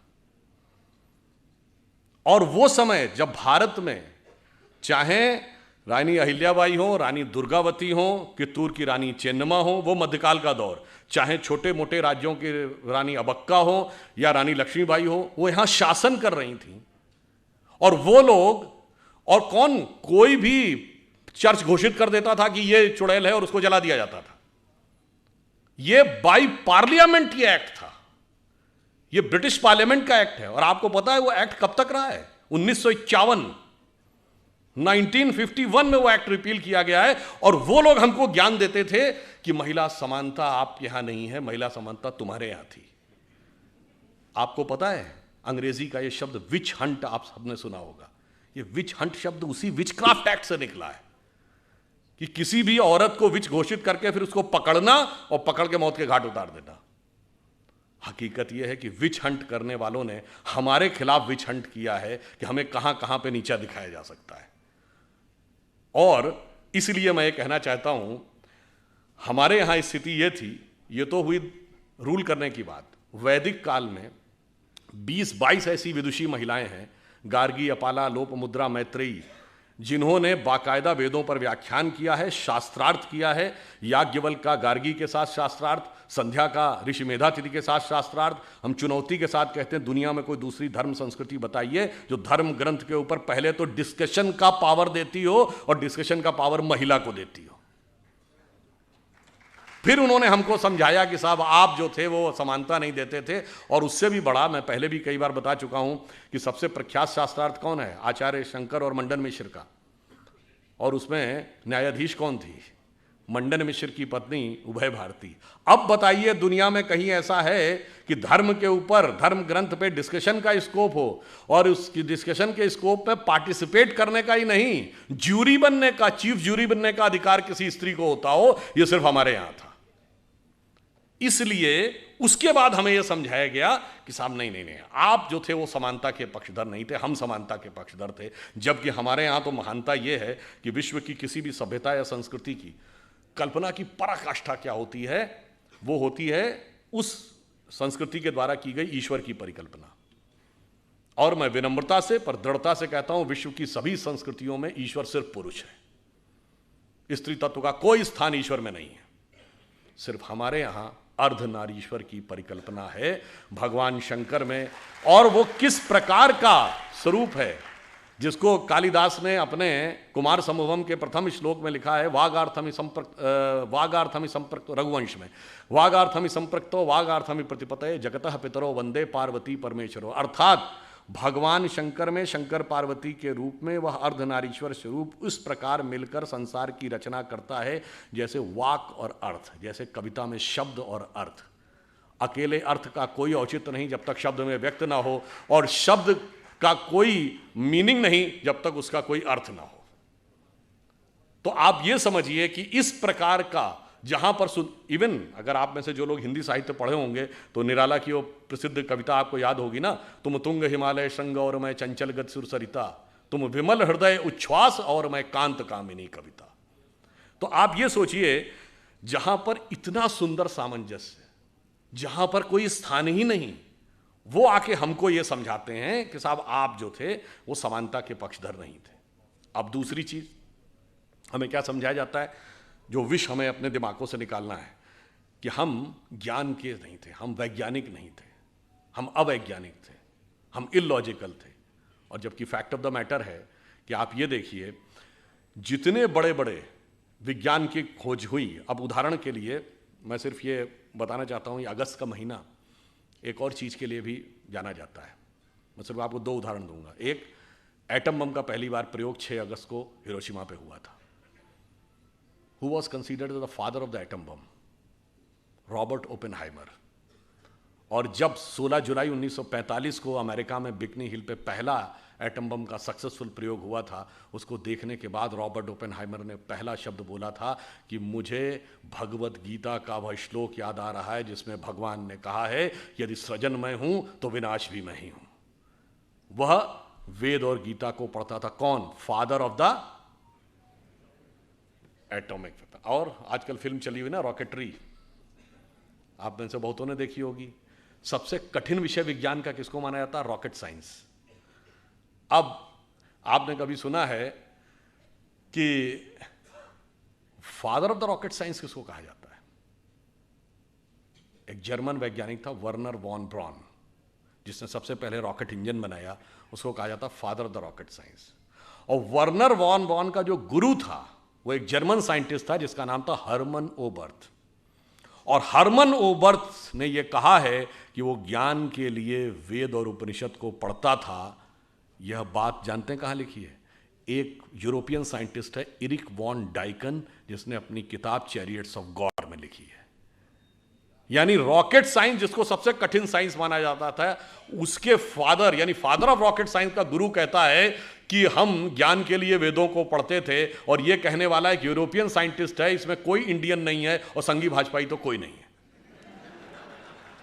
आप समझिए, ज्ञान का इतना बड़ा स्रोत जहां पर हो और वहां पे हमको यह समझाया जाता है कि साहब अब ये बताइए, धरती गोल है। ये क्या कहा जाता है कि साहब पहले यूरोप वालों ने हमको बताया कि धरती गोल है, जबकि मैं किसी के भावना आहत नहीं करना चाहता, पर लिखा तो वहां किताब में आज तक है कि धरती चपटी है और धरती स्थिर है। खैर कोई बात नहीं। हमारे यहां ज्योग्राफी को हिंदी में क्या कहते हैं? तो नाम से ही गोल है, मतलब कहीं कोई संदेह ही नहीं है कि गोल था। दूसरा, आपने वाराह अवतार देखा होगा, तो वाराह के दांत में फंसी हुई धरती गोल है कि चौकोर है? तो सदैव से गोल है। उसके बावजूद हमें समझाया जाता है कि गोल धरती है, ये उन्होंने हमको बताया। इसलिए मैं आपसे कहना चाहता हूं कि इतना ज्यादा हमारे दिमागों में विष भरा है, हमें कभी यह बात समझ में नहीं आती है कि विष किस किस करीने से भरा गया है। अब वो सिर्फ ऐसा नहीं है कि पाठ्य पुस्तकों से भरा गया है, अरे वो हमें लेखों से, कहानियों से, फिल्मों से, सबसे हमारे दिमाग में भरा गया है। और वो इस ढंग से भरा गया है कि हमें तो पता भी नहीं लगता है कि ये कब हमारे दिमाग में इम्प्रिंट कर दिया गया। जैसा कि मैं पहले भी कई बार बोल चुका हूं, 1970 के बाद की एक फिल्म बताइए जिसमें भगवा वस्त्रधारी पॉजिटिव रोल में हो। बाकी तो छोड़िए, कंठी माला पहने हुए, धोती कुर्ता पहने हुए, तिलक लगाए हुए व्यक्ति पॉजिटिव रोल में हो। चुनौती से पूछता हूं, typical attire of a villain. और छोड़िए, पूर्ण भारतीय वेशभूषा की महिला, यानी जो सिंदूर भी लगाए हो, बिंदी भी लगाए हो, मंगलसूत्र पहने हो, साड़ी पहने हो, वो एक दुष्ट सास या भाभी होगी। देख लीजिएगा, सब टीवी सीरियल से लेके और फिल्मों तक। और जो अंग्रेजी बोलने वाली कोई भी या जिसके पूरे उसमें आचरण में और वेशभूषा में कोई भारतीय चित्र नहीं दिख रहा होगा, वो सबसे बेहतर होगी। कभी आपने सोचा? इतना ही नहीं, बताइए, ज्यादातर फिल्मों में प्रोफेसर बेवकूफ ही होगा, सनकी होगा, वो वीरू सहस्त्रबुद्ध ही होगा। बताइए, साइंटिस्टों को, सिर्फ आप ये मंगलयान और रॉकेटरी जैसी फिल्में छोड़ दीजिए जो साइंटिस्टों पे बेस्ड थी, हमेशा साइंटिस्ट सनकी दिखाया जाएगा। हमेशा फौजी जो डिसिप्लिन होगा, उस डिसिप्लिन फौजी का मजाकिया दिखाया जाएगा। 80% फिल्मों में सरदारों का मजाक उड़ाया जाएगा। कभी आपने एक कलेक्टिव सोचा है कि कितने करीने से हमारे दिमागों में, और धर्माचार्य तो धूर्त तो होगा ही होगा, इसमें तो कहीं कोई किंतु परंतु ही नहीं है।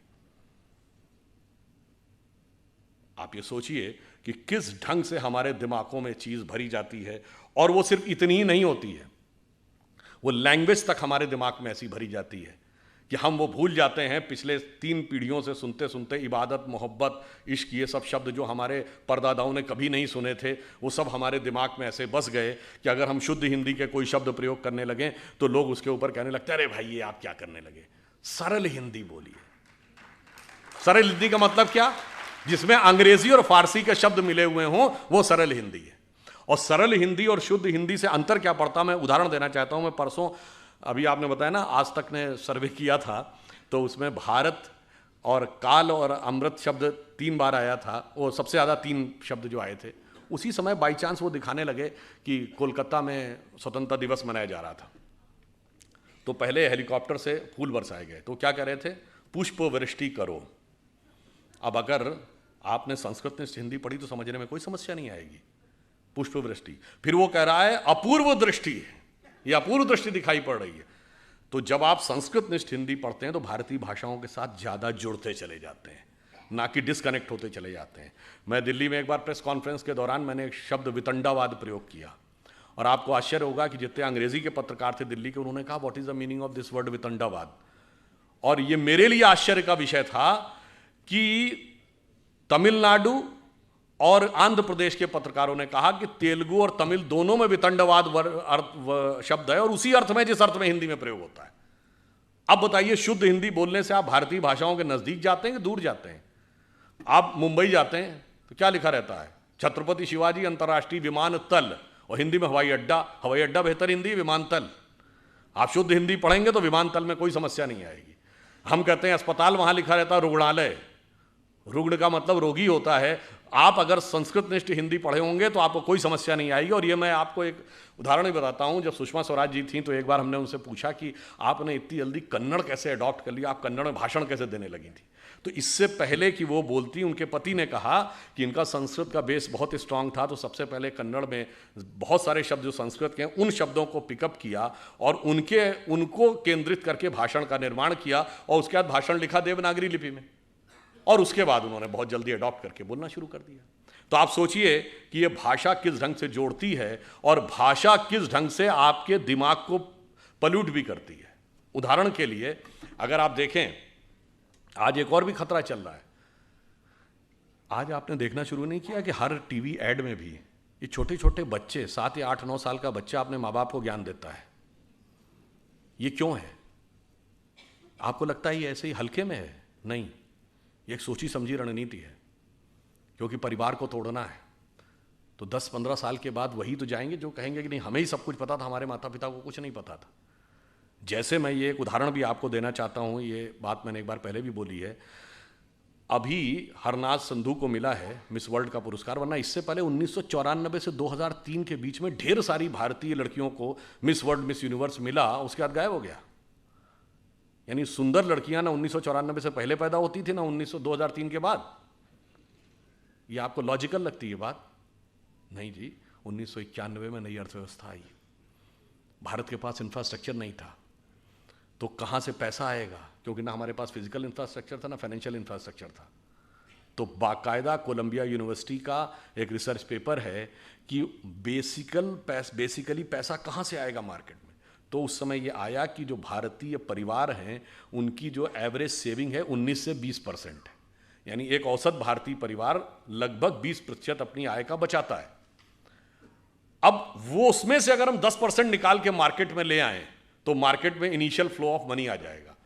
अब ये रिसर्च किया गया कि वो बचत के लिए सबसे ज़्यादा प्रेरित कौन करता है, तो उसमें कहा गया कि घर की महिला सबसे ज़्यादा प्रेरित करती है कि पैसा बचा के रखो। अब कहा गया कि जो नेक्स्ट जनरेशन की जो महिलाएं हैं, यानी लड़कियां जो आज हैं, उनको किस तरीके से इंटरनेशनलाइजेशन और मार्केट के अंदर जो खर्चा होना है उसकी तरफ हमें प्रेरित करना है। उस तरफ घुमाने के लिए ये सब कुछ हुआ और अचानक बंद हो गया। और विष कैसे आपके दिमाग में फैलता, मैं एक छोटी सी बात बताए दे रहा हूं। जैसे हम सब कहते हैं कि एक अंग्रेजी का शब्द है everything is fair in love and war. इसका हिंदी क्या है? जंग और इश्क में सब कुछ जायज है। ये हिंदी का कोई भी शब्द नहीं है। जंग हिंदी का शब्द है ना, इश्क हिंदी का शब्द है ना, जायज हिंदी का शब्द, सब फारसी के शब्द है।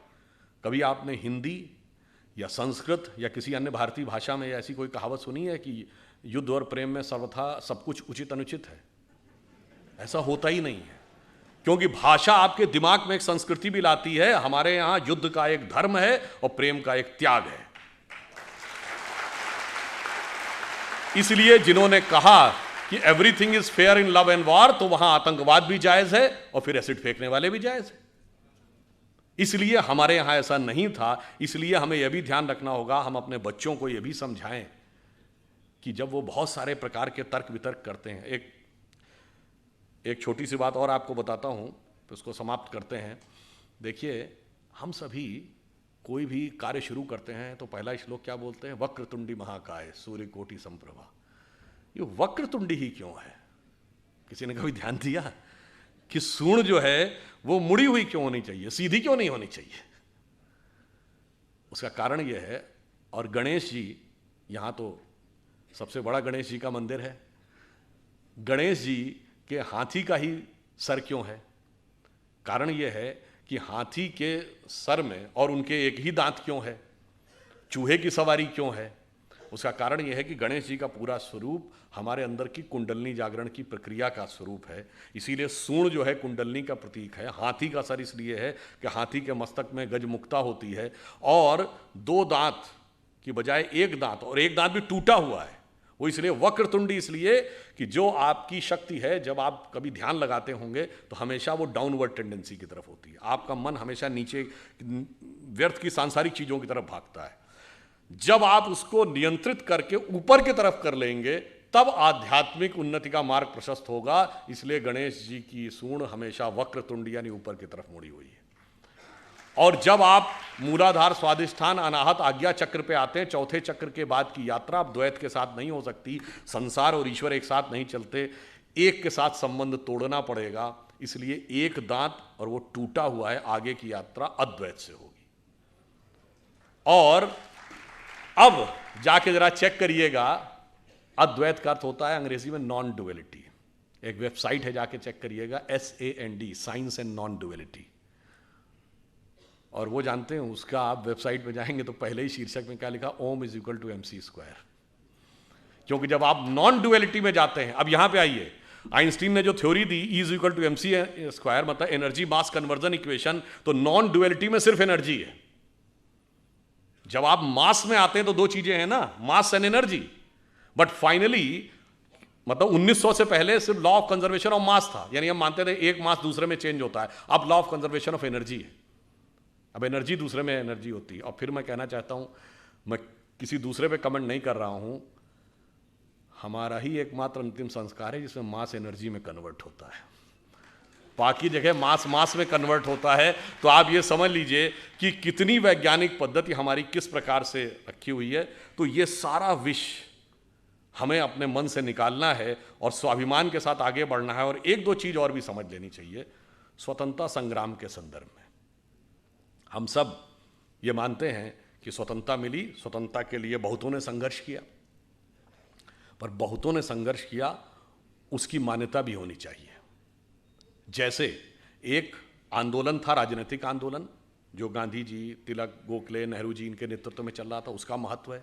तो एक क्रांतिकारी आंदोलन भी था, जो युगांतर और अनुशीलन समिति बंगाल से शुरू होती है, फिर चाहे वो उत्तर प्रदेश में चंद्रशेखर आज़ाद, राम प्रसाद बिस्मिल, अशफाक उल्ला खां या भगत सिंह, राजगुरु, सुखदेव, वहाँ तक। और फिर एक सशस्त्र आंदोलन जो सैन्य अभियान था, जो रास बिहारी बोस और सुभाष चंद्र बोस जी के द्वारा शुरू होता है। सबका योगदान था एक में एकाधिकार का वर्चस्व मेरे विचार से उचित नहीं है। एक दो फैक्ट आपको बताना चाहता हूं, शायद मैं बहुत से लोगों को आपको ध्यान ना हो। जवाहरलाल नेहरू जी 15 अगस्त 1947 को प्रधानमंत्री नहीं बने थे। 2 सितंबर 1946 को कैबिनेट मिशन प्लान के तहत वो अंतरिम सरकार का नेतृत्व उन्होंने संभाला था। 2 सितंबर 1946 को क्यों? आप लोगों ने अगर पढ़ा हो तो भारत को आज़ादी देने का जो निर्णय लिया था अंग्रेज़ों ने, वो तो 30 जून 1948 डेट थी। फिर ये 11 महीने प्रीफोन कैसे हो गई, क्यों हो गई? उसको अगर समझना है तो आप ये समझिए कि उनका मैं नाम भूला हूं, उसमें ब्रिटिश सेना के कमांडर इन चीफ थे मिस्टर क्लाउड। उन्होंने 24 नवंबर 1945 को लेटर लिखा। वर्ल्ड वॉर खत्म हो चुका था, 25 लाख की फौज थी भारत की, जिसमें ब्रिटिश सैनिक सिर्फ 40,000 थे।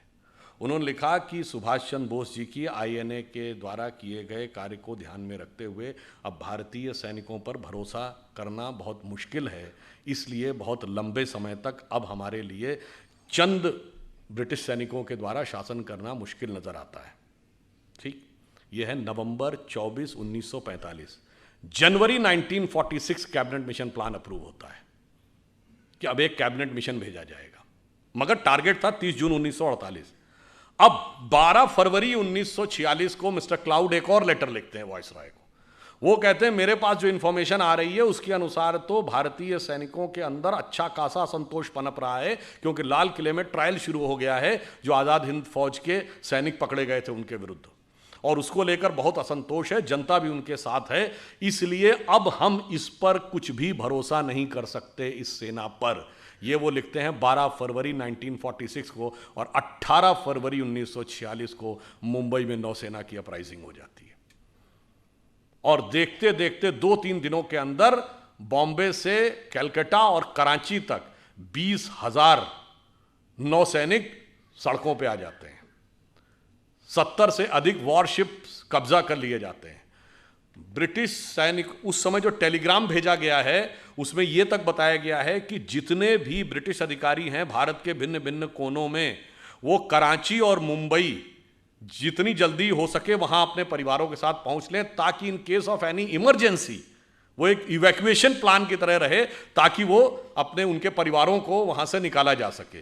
इस कदर भयभीत हो गए थे और ब्रिटिश कमांडर्स की बात कोई मानने को तैयार नहीं था। तब उन्होंने सरदार पटेल और नेहरू जी से और कांग्रेस के नेताओं से आग्रह किया कि आप उन नौ सैनिकों को आश्वासन दीजिए, और उनके आश्वासन के बाद वो बात छुपी। उसके बाद तो ये तय हो गया कि अब जितनी जल्दी हो सके जान बचा के भागें। सबसे बड़ा कारण वो नौसेना की अपराइजिंग थी, इसीलिए 2 सितंबर 1946 को सरकार बना दी गई, और इसीलिए 30 जून 1948 तक रुकने की बजाय 15 अगस्त 1947 को कर दिया गया।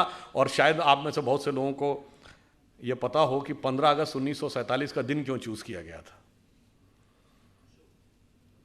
वो इसलिए चूज किया गया था क्योंकि 15 अगस्त 1945 को जापान ने सरेंडर किया था, and that's where finally the second world war ended and the British supremacy was established. ये लॉर्ड माउंटबेटन ने खुद लिखा है।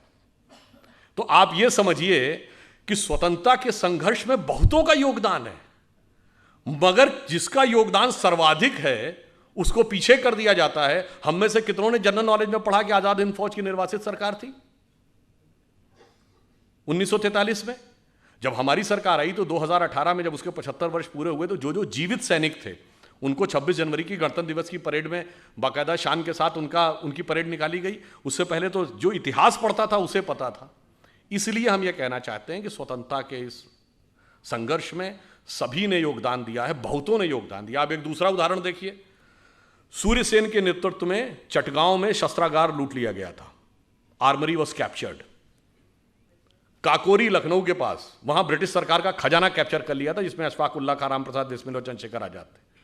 दिल्ली में असेंबली में बम फेंक दिया गया था, कलकत्ता के पुलिस कमिश्नर को मार दिया गया था, और वाइसराय हार्डिंग के ऊपर बम फेंक दिया गया था। कभी आप कल्पना करें जरा उस सरकार की कि वाइसराय पे बम, असेंबली में बम, पुलिस कमिश्नर की हत्या, खजाना लूट गया, शस्त्रागार लूट गया, सरकार तो हिल गई होगी। उनका बेचारों का कोई योगदान ही नहीं था, सारा योगदान एकमेव था। तो मेरे विचार से सारा योगदान उनका था जिन लोगों के जो काला पानी सह रहे थे उनका योगदान नहीं था, जिन्हें कोल्हू में बैल की तरह जोत दिया गया उनका योगदान नहीं था, जो जेल में रह रहे थे पर जलवे से रह रहे थे, जो किताब भी लिख रहे थे, सेक्रेटरी भी उनके साथ था और एक नहीं 3-3 4-4 किताबें लिखी, जिनके वॉइस राय के साथ अत्यंत मधुर पारिवारिक संबंध थे, वो संघर्ष कर रहे थे। ऐसा अद्भुत इतिहास जो हमारे यहाँ बताया गया है, हमें इस अमृत काल में यह भी समझने की जरूरत है कि किस किस प्रकार का विष हमें दूर करना है। और उसके बाद मैं ये नहीं कह रहा हूं कि उन लोगों का कोई योगदान नहीं है, मैं बिल्कुल ईमानदारी से कहता हूं, नेहरू जी प्रधानमंत्री बने, उन्होंने कई अच्छे कार्य भी किए, IITs बनी, एम्स बना, राउरकेला बोकारो के स्टील प्लांट्स बने, भाखड़ा नंगल डैम बना, मगर कुछ ऐसे काम भी किए। चीन हमारा पड़ोसी नहीं था 47 में, तिब्बत हमारा पड़ोसी था, तिब्बत चीन का है कोई मानने को तैयार नहीं था, मगर बांडुंग कॉन्फ्रेंस में जाके आपने मनवा दिया और उसके बाद तिब्बत ही नहीं, वो तो एक्साई चीन तक आ गया।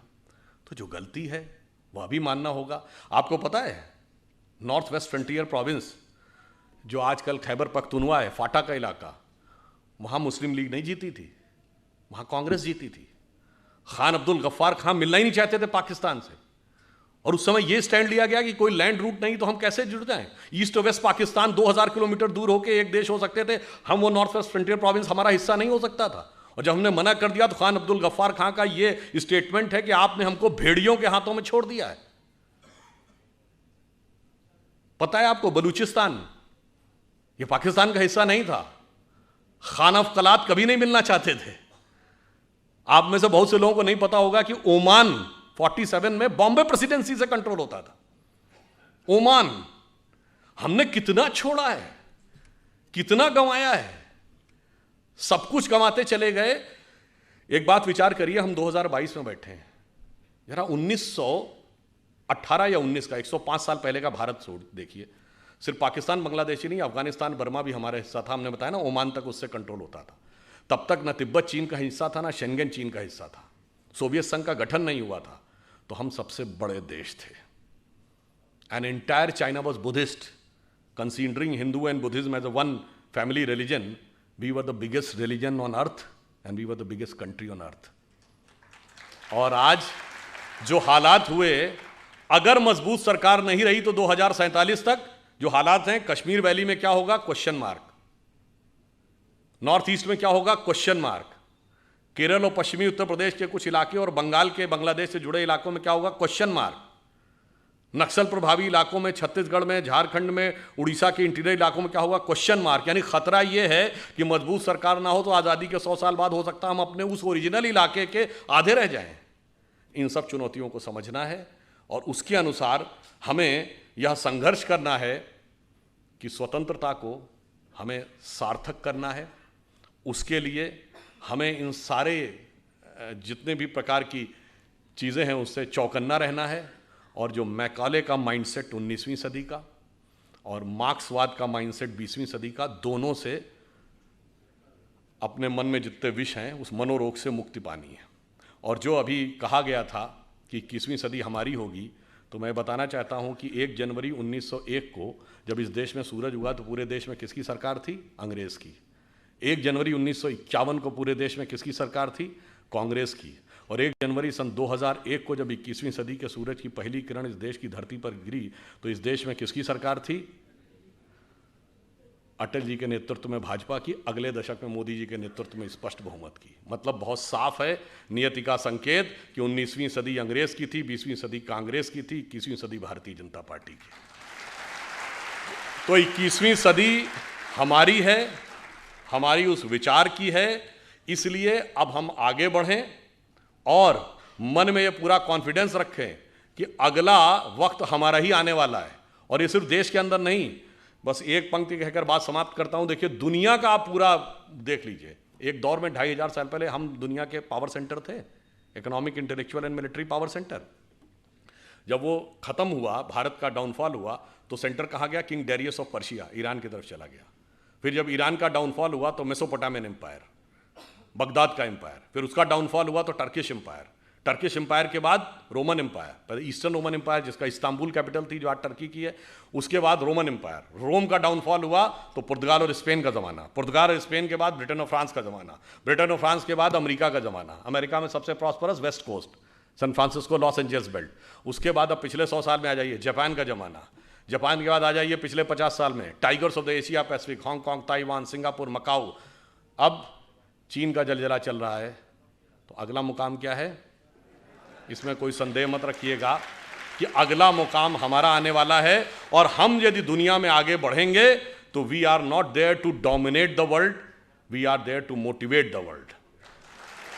चीन दुनिया को दबाने के लिए आगे आ रहा है, हम दुनिया को प्रेरित करने के लिए आगे आ रहे हैं, और इसीलिए हम वर्ल्ड की सुपर पावर नहीं बनना चाहते, हम जगत गुरु बनना चाहते हैं। क्योंकि पावरफुल व्यक्ति के बगल में खड़े होकर अक्सर आप संकोच, ठिठका, कहीं कहीं दबा हुआ महसूस कर सकते हैं, परंतु गुरु के बगल में खड़े होकर आप आनंदित, आह्लादित और उन्नत महसूस करते हैं, और जिसकी झलक योग दिवस के रूप में दिखाई पड़ने लगी है कि हम राष्ट्र से लेकर व्यक्ति तक को मोटिवेट करने की क्षमता रखते हैं। और फाइनली एक बात और कह दूं, ये प्रेरणा हमें कहाँ से मिलती है? आज आप देखिए, चाइना ताइवान के ऊपर डोमिनेट करना चाह रहा है, तो रशिया यूक्रेन के ऊपर डोमिनेट करना चाह रहा है, तो पूरी दुनिया की जियो पॉलिटिक्स इस पर चल रही है, एनेक्सेशन, सब्जुगेशन एंड डोमिनेशन। यानी या तो कंट्री को मिला लो, पिछले 100 सालों में हुआ ना, या फिर सब्जुगेट कर लो, उसको किसी ट्रीटी का हिस्सा बना लो, यानी इनडायरेक्टली अपना शासन कर लो, या डोमिनेट कर लो, एक कॉन्ट्रैक्ट कर लो ताकि वो सरकार वहीं रहे मगर वो आपका कंट्रोल रहे। परंतु हम इन तीनों में से किसी में विश्वास नहीं करते। क्यों? जब भगवान राम ने लंका पर विजय प्राप्त की तो क्या उसका एनेक्सेशन किया? नहीं। वहां कोई अपना डिप्टी या वाइसराय अपॉइंट किया, यानी सब्जुगेशन किया? नहीं। वहां से कोई कॉन्ट्रैक्ट साइन कराया, यानी डोमिनेशन किया? नहीं। मूल्यों को स्थापित किया और सह अस्तित्व का विचार दिया। इसीलिए we are the only country in the world we never went for invasion, and if somebody consider Hinduism as a religion, we never went for conversion, because we are having no concept of conversion. और पूरी दुनिया में आग लगी हुई है इसी वजह से। इसलिए अगर 21वीं सदी में विश्व का उदय होना है तो वो सिर्फ हम ही दे सकते हैं, और हमारे अंदर ही वो क्षमता है। अटल जी की कविता की यह पंक्ति, उस विचार जिसे सांप्रदायिक कह के बहुत लांछित किया जाता है, वो सिर्फ हमारी उन्नति के लिए अमृतकाल जरूरी नहीं है। जब 2047 में हम उस पीक के ऊपर बैठे होंगे, उस समय हम दुनिया को क्या दे रहे होंगे। उनकी प्रख्यात कविता जो पुराने लोगों को याद होगी, हिंदू तन मन हिंदू जीवन, रग रग हिंदू मेरा परिचय। तो उन्होंने कहा था कि होकर स्वतंत्र मैंने कब चाहा, मैं कर लूं जग को गुलाम, मैंने तो सदा सिखाया है करना अपने मन को गुलाम। गोपाल राम के नामों पर कब मैंने अत्याचार किया, कब दुनिया को हिंदू करने घर घर में नरसंहार किया। कोई बतलाए काबुल में जाकर कितनी मस्जिद तोड़ी, भूभाग नहीं शत शत मानव के हृदय जीतने का निश्चय। हिंदू तन मन हिंदू जीवन, रग रग हिंदू मेरा परिचय। और फाइनली एक कॉन्सेप्ट अपने दिमाग से पूरी तरह निकालना पड़ेगा। ये जो हमसे कहा गया ना, हम वो देश थे जो आके सेटल होते गए तो लोग बसते चले गए। सरजमीने हिंद पर अक़वाम आलम के फिराक, काफिले बसते गए हिंदोस्तां बनता गया। ये हम सराय नहीं थे कि आके सेटल होते गए, हम वो थे जहाँ ज्ञान का पहला उदय हुआ और पूरे विश्व को हमने संदेश दिया। इसलिए हमारा राष्ट्रवाद क्या है? हिमालय के आंगन में प्रथम उसे किरणों का दे उपहार, उषा ने हंस अभिनंदन किया और पहनाया हीरक हार। जगे हम लगे जगाने विश्व लोक में फिर फैला आलोक, व्योम तम पुंज हुआ तब नष्ट, निखिल संस्कृति हो उठी अशोक। तो संपूर्ण संसार को शोक से विरत करके उसे सुख के मार्ग पर प्रेरित करने की सामर्थ्य हमारी है। इसके लिए आप प्रण करें, कमर कसें, स्वतंत्रता को सार्थक करने कमर कसें, बलिदान करें, जो पाया उसमें खो न जाएं, जो खोया उसका ध्यान करें।